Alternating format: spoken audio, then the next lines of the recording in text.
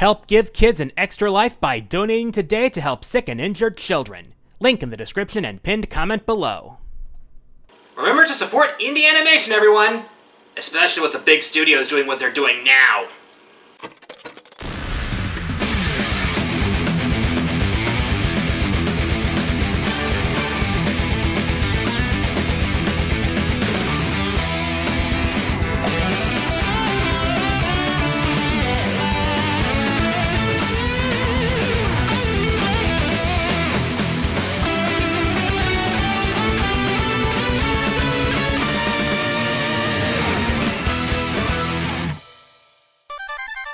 Ladies, gentlemen, non-binaries of all ages, welcome to the greatest show on YouTube!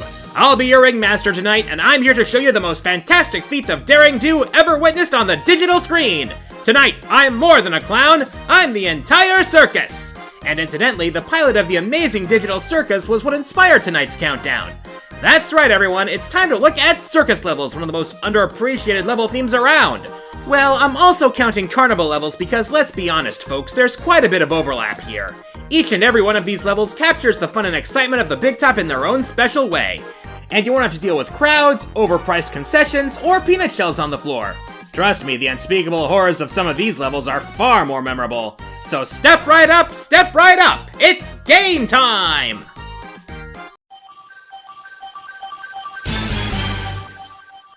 One of the issues with Mega Man 8's level design was that it relied a bit too much on gimmicks, whether it was Tengu Man's 2D shooter sections, Aquaman's janky-ass swimming controls, or... Shut up! However, some stages' gimmicks were less intrusive than others, which gave me reason enough to make Clown Man the opening act tonight. Okay, I get there's a good number of people who are scared of clowns, but hear me out. The fact that you're greeted by a shower of balloons pretty much sets the tone for this whole stage. Everything plays into the Circus and Carnival theming. A room full of toys, cartoon choo-choo trains, toy soldiers, swinging pirates from the flume ride, I guess, and the stage's main gimmick, blocks that cause various effects depending on where you're standing when the soldier comes to ring the bell in the background. And then there's Clown Man himself. Man, what a joker. He flies through the air with the greatest of ease, bounces around like a rubber ball, and tries to grab your ankles and shock you. The whole aesthetic works here, from the bright and cheery scenery to the whimsical music on display. It really feels like a day at the circus, if it was trying to kill you. Though it is at the bottom for a couple reasons, mainly the damaged sponge mini-boss and the fact that it is kinda short. Also, shout out to Magic Man's stage from Mega Man and Bass, which uses most of the same assets. One of the few stages in that game that I actually like.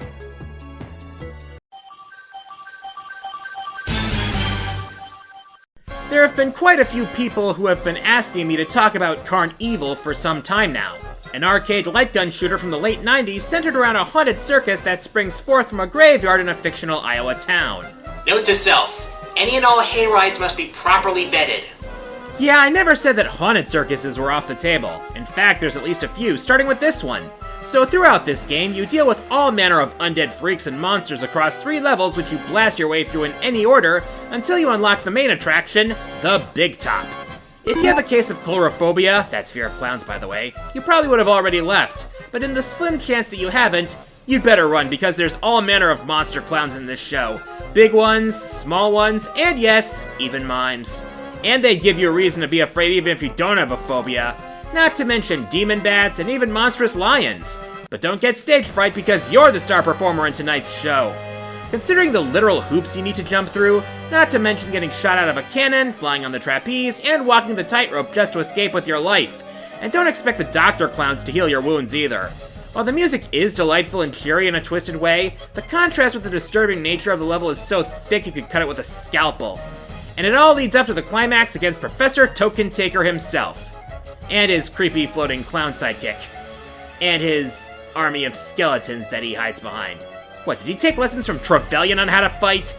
Well, at least his demise is satisfying as he gets knocked into his own propeller and his carnival goes up in flames and, oh, wait, what are you doing? Stop, no.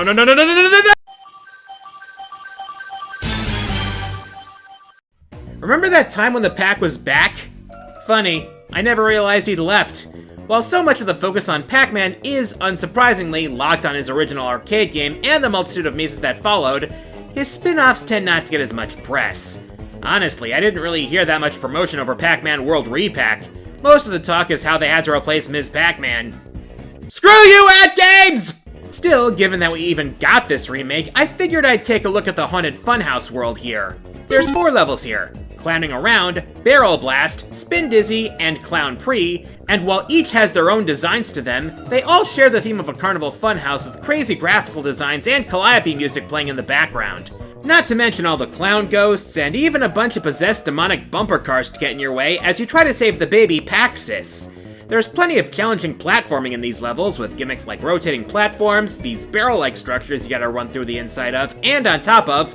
Oh, and there's one in Barrel Blast which even has burners for that extra bit of danger. Oh, there are also clown platforms that spit poison gas. Circus levels are never beating the clowns or evil allegations. But hey, all the other carnival scenery is here. Ferris wheels, carousels, spinning platforms to make you dizzy as hell, shooting galleries where you're the target, trick mirrors, you name it. The mazes even have accordion doors that open in and out. And it wouldn't be a Pac-Man game without a ton of dots, fruits, and other collectibles to find, though you will need to backtrack for several of these. And the boss fight is a kart race against a bunch of clown ghosts that's actually pretty interesting. Maybe this is where they got the idea to make Pac-Man World Rally. Who knows. All I know is I know a few people who would be packing themselves into the clown car if World 2 got a remaster. As long as Namco Bandai let people know it existed.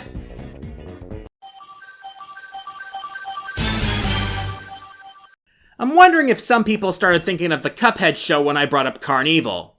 Quite a coincidence, that. Anyway, Cuphead is an example of what a small but passionate development team can do when they put all their cards on the table. It's ball-bustingly hard, but its polish is unbelievable. The care that went into its presentation and its gameplay is clear in nearly every aspect. The way the graphics and music pay homage to old-timey 30s cartoons is a big part of its charm. And the way the gameplay pays homage to games like Contra is a big part of its challenge. As Cuphead and his pal Mugman journey across the Inkwell Islands to pay their debt to the devil, they come across all kinds of levels. Except most of them are boss fights, and that's not enough to make the list. So we're going with one of the run-and-gun levels, specifically Fun Fair Fever, one of the levels on the second island. While it's the shortest level on this list by a significant degree, by no means is it short on excitement. Right from the get-go, you're dealing with hostile stage magicians and balloons with faces. And that's just the opening act. From here, you're dealing with clowns on rubber balls, daredevil robots, and the world's most sinister dunk tank with cannons providing the ammo, and parrying off of those strength tests with a bell. Then there's a shooting gallery gatekeeping the final section of the level. A jump across floating platforms in front of a roller coaster as you blast pretzels while a giant cartoon hot dog tries to blast you with condiments. Fun Fair Fever plays the theme to the hilt with its backgrounds and set pieces, and the music definitely feels like something you might hear at an old-timey carnival. And while the place is twisted, it's decidedly less so than some of the other levels on this list. At least as far as cartoony things go. These tunes aren't evil, they just want to hold on to their souls. If anything, Cuphead is to blame for all this because he's the one who made that stupid bet in the first place.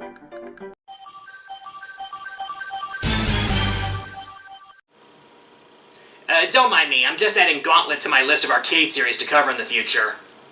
Heck, anything from Atari would be long overdue at this point, considering the impact they once had on the industry. I mean, they both helped pioneer it, and nearly killed it a decade later.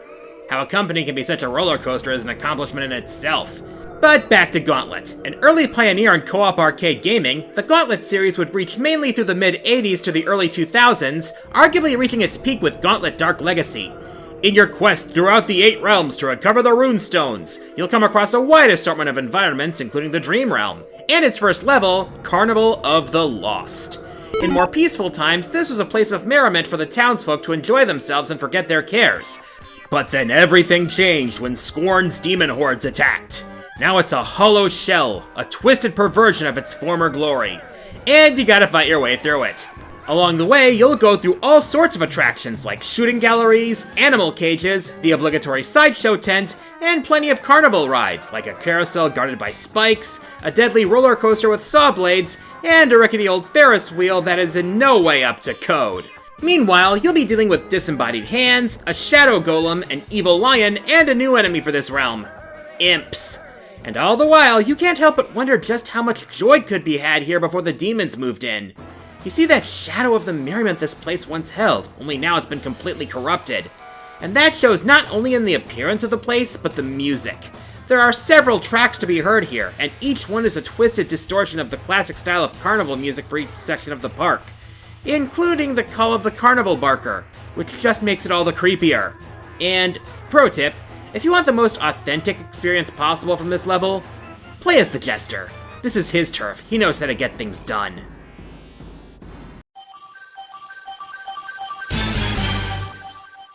When most people think of Wario, they think of his video game business, which, by the way, we finally got a true follow-up to Smooth Moves that use the Joy-Cons to their fullest, or his crazy-ass puzzle platformers, which heavily inspired a mom-and-pop pizza chef's descent into madness.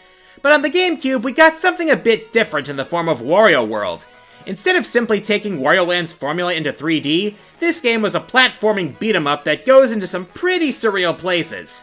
In the second world, there's a level called Wonky Circus that follows similar logic to Carnival of the Lost, except this perversion of the greatest show on Earth was created by the Black Jewel, and while not as overtly creepy, is a lot nuttier. Wario's gotta deal with mini-clowns, clown missiles, and even more circus enemies like giant pigeons, charging elephants, don't worry they're not pink, gators, cobras, lions that are still in their cages mind you, and what's a circus act without the cannons? Of course, Wario is still the star of this show and this act, and he'll do whatever it takes to make his money, from throwing clowns into electrified fences. Hey, they're demons created by an evil crystal, I don't feel guilty. Swinging around giant stone chess pieces like they were stuffed toys like you'd win at the shooting gallery, and playing bowling with bombs. Naturally, since this is a Wario game, there's plenty of treasure to be found under the big top here, including treasures which are musical instruments, say for the lone N64, as well as the underground areas where you'll find the crystals that you need to deal with the boss, which, to the surprise of absolutely nobody, is an evil clown. One which hides behind fake heads, by the way, in a literal tightrope act.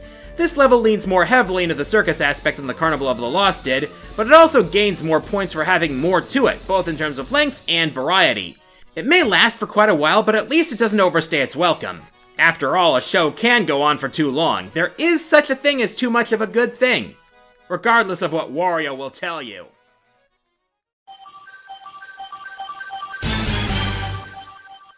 Well, we've had haunted circuses and strange circuses, so now we're going to delve into another type, abandoned circuses. Because nothing says joy and merriment quite like the echoes of the PA system resounding throughout a long-lost relic of the past after civilization has long left the old world behind. I need to work on my irony. Well, in the last countdown, I talked about a soothing yet melancholic theme from Nier, so now it looks like I'm bringing up Nier Automata.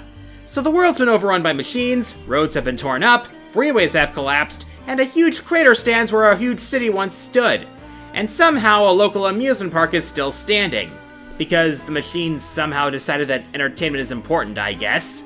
2B and 9S find themselves drawn to this ruin of merriment in search of a bunch of missing Yorha units that still seem to be alive.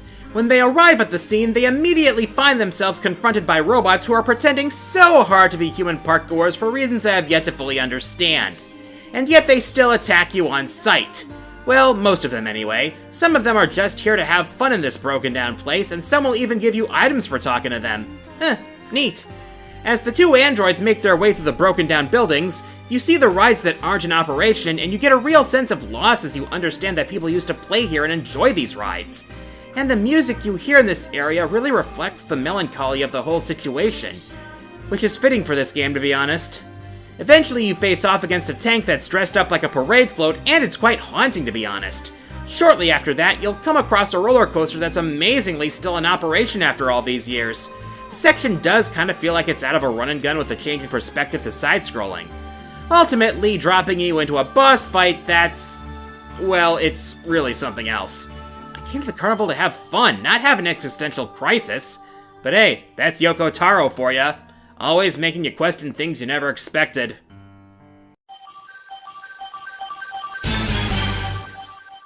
If I had a nickel for every carnival on this list that was long abandoned by its original inhabitants, I'd have 2 nickels. Doofenshmirtz is making bank off of this meme. So, it's time to bring up Kirby again. Nowadays, we expect to find something twisted somewhere in a Kirby game. That's just the standard now. We've actually had a couple of depictions of a post-human Earth-like world in the series now, one being Shiverstar from Kirby 64, and another being the Forgotten Land. And for the purposes of this list, let's take a visit to the Forgotten Land's World of Wonder, Wondaria Remains. Yeah, the place has been abandoned like the rest of this idle isekai, but let's look at the bright side.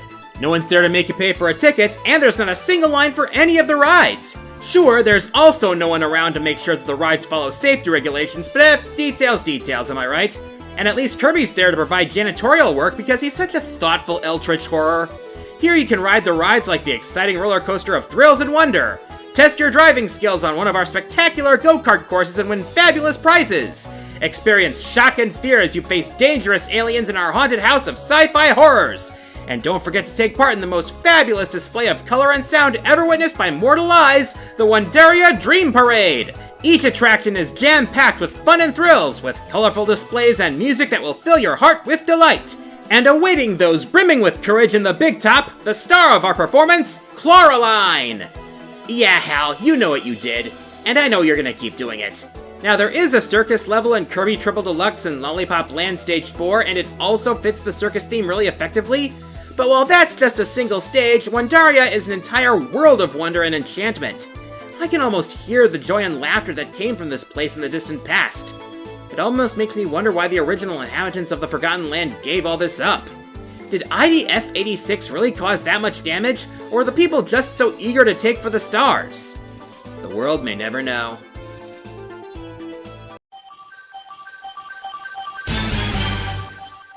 So we're going from another amusement park that's been long abandoned by its world's inhabitants, to one that quite honestly should have been abandoned with all the safety violations. But hey, more fun for gamers, woo! Okay, if you saw this coming, I'll take your ticket right now. Rare isn't exactly in its glory days anymore since being bought out by Microsoft, though the success of Sea of Thieves has only helped them. Let's hope Everwild works out for them. And the appearance of Banjo and Kazooie in Smash Ultimate has rekindled the faintest embers of hope for a true rebirth for the duo. And if that happens, you can expect fireworks over Witchy World all night long. Welcome to the Isle of Hags' premier fun time destination, featuring excitement and thrills for all. So long as you survive. Aside from the hostile employees who have had to deal with way too much shit, and the dangerous park goers, things are bound to get hairy. But hey, no time to worry about that when there's attractions around every corner. There are 4 main zones to this crazy carnival. The Wild West zone has a big inflatable castle where you can bounce around and burst balloons, jump through rings, and other challenges, and the Cactus of Strength where you can test your brawn for the sake of a jiggy. The Space Zone has wild minigames and rides including the Star Spinner, the Dodgem Dome, and the Saucer of Peril to get your adrenaline levels to climb out of this world. The Haunted Zone contains the death-defying Dive of Death, the Boiling Hot Inferno, that being this game's closest analog to Hell, and the Cave of Horrors, home to Gruntilda's very own freak show. Wait a second, is it just me or do these so-called freaks look somewhat familiar? And finally, Area 51, whose contents have been redacted by... Each of these attractions is filled with thrills for all. That is, after you give them power. But the main attraction is, of course, the Big Top, and once you get your tickets, you gain admittance to a crazy boss battle against Mr. Patch, the most dangerous balloon animal ever devised. While the music for this carnival is twisted and distorted, and the park looks like it could collapse under its own weight, there's plenty of fun to be had here, and so much to explore. And fun fact, this World of Wonder was also featured in Banjo Pilot, and was originally going to be in the original game, but the devs at Rare ran out of time. This is the sort of thing that makes me glad that Super Mario Bros. Wonder didn't have any deadlines during the prototype phase. More devs should do that. We could have so many cool ideas come to life. And before we move on to the main event, here are some honorable mentions. The Meat Circus from Psychonauts, twisted as hell but a major difficulty spike. Circus Park from Billy Hatcher and the Giant Egg, commit to the bit, but that first mission though. Circus Park, Shadow the Hedgehog. Where's that damn 4th Chaos Emerald? Spectre Circus from Ape Escape. I like the aesthetic, but it is kinda short. Dark Carnival from Left 4 Dead 2. Emphasis on the dark. Literally. Arcade's Murder World from Marvel Ultimate Alliance. No one makes it out alive, except superheroes. Carnival Night Zone from Sonic 3. Barrel of Doom notwithstanding. And now, let's see what the Arcade Nation has to say with this month's patron picks. I'll have to say my favorite circus level is Switch Scramble Circus from Super Mario 3D World. I love the visuals and the music. It's just perfect. I really enjoyed traversing through Carnival Land and Chameleon Twist 2 with fun enemies to the chaotic ride and the burger boss.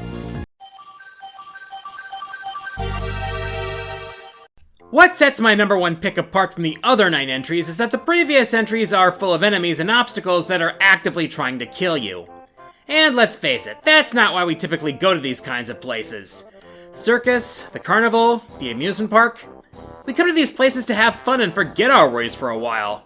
They're places to enjoy life, not fight for it. Step right up, folks. Welcome to the Gold Saucer, a vista of fun and merriment you won't find anywhere else on the planet. If you're looking for a place to have fun and excitement without being forced to fight for your hide, this is the perfect place. Well, to be fair, there are a couple of tense events, like Barrett being falsely accused of an attack on the guards and one of your party members revealed to be a robotic mole, but in the grand scheme of things, that doesn't detract much. There's just so much to do here that I couldn't put it anywhere else but number 1. The place has 7 stratospheric floors of amazement and thrills. On the first floor is the Wonder Square, a wondrous arcade with a wide assortment of minigames that give you chances to earn gold points, which are the currency here. You can even get your fortune told. On floor 2, there's the Speed Square, where players zip along a speedy roller coaster and blast targets hoping to win prizes. Floor 3 is where the Round Square is, where the gondola can give you a bird's eye view of the Gold Saucer in all its majesty. On the 4th floor is the Battle Square, where the daring fight against wave after wave of monsters in hopes of scoring battle points to exchange for amazing prizes and techniques, including the iconic Omni Slash. On floor 5 is the Haunted Inn of the Ghost Square. On level 6 is the Chocobo Square, home to the world-famous Chocobo races, where you can breed and race your very own feathered friend. Finally, the top floor is home to the Event Square, the planet's most prestigious theater, and you can even get in on the act.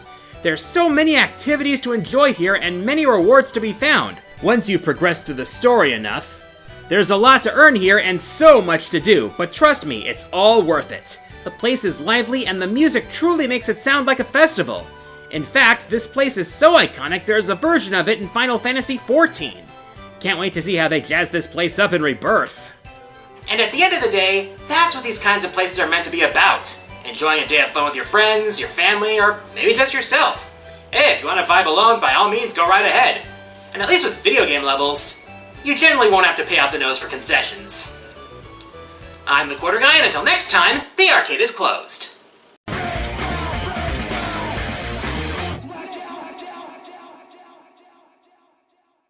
Good afternoon, racing fans! It's a wonderful day here at Daytona, where we await the starting flag for this much-anticipated race. The skies are partly cloudy, the sun is shining, and the breeze is simply beautiful. The racers are gathering at the starting line, and the pit crews are standing by. And the only thing you can be certain of in this high-speed competition is that plenty of quarters will be spent here today. Next time, QG at the arcade, Daytona, USA. It's game time! Hey everyone, QG here. If you enjoyed the video, please like, subscribe, leave a comment, and share the video around. Feel free to check out my Twitter and my Twitch streams, and consider supporting me through Patreon and donating to my Extra Life campaign to support Children's Wisconsin. Thanks for watching.